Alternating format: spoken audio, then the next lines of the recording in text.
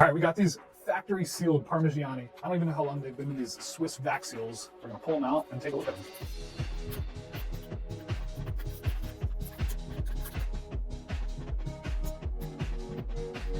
I'm afraid to even put a fingerprint on these things. I've never seen polished steel look so crisp. And if you're wondering why both of these pieces were factory sealed, basically my customer bought them, had them in that service seal. After having it for a while, decided he didn't even want to open them and he wanted to trade it towards something else. He ended up really wanting our Day-Bethune Titanhawk and Salmon, and he traded these toward them. So the first piece is this Parmigiani calpograph. It's a titanium case that they sandblasted. It is a big Tana-shaped watch. Definitely a pretty big wrist presence on a piece like this. I don't know, sometimes these watches, when you see them online, you're like, I can see why it's not their most popular model. If you're familiar with Parmigiani, you'll know that the Tana line is their hottest seller. The Calpa line isn't quite as popular, but seeing it in person definitely makes me appreciate the watch more.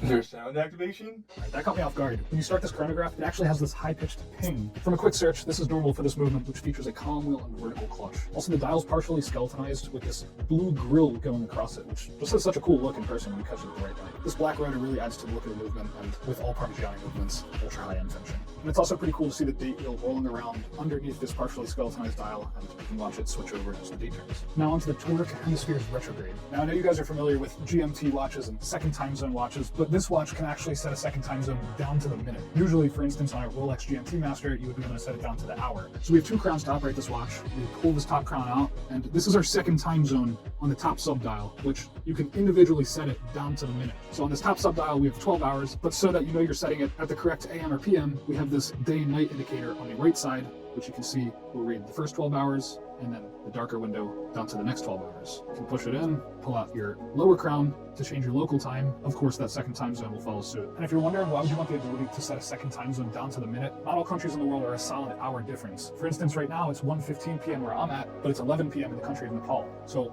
they're a 5 hour and 45 minute difference from us. So with this watch, you're able to set down to that 45 minute difference. All right, so I mentioned the word retrograde date. So you can see we're pointing to the 22nd right now, but let's fast forward and show you what that means. We'll get to the 31st and watch what happens, because now we have to go from the 31 to the 1, so it will fly back.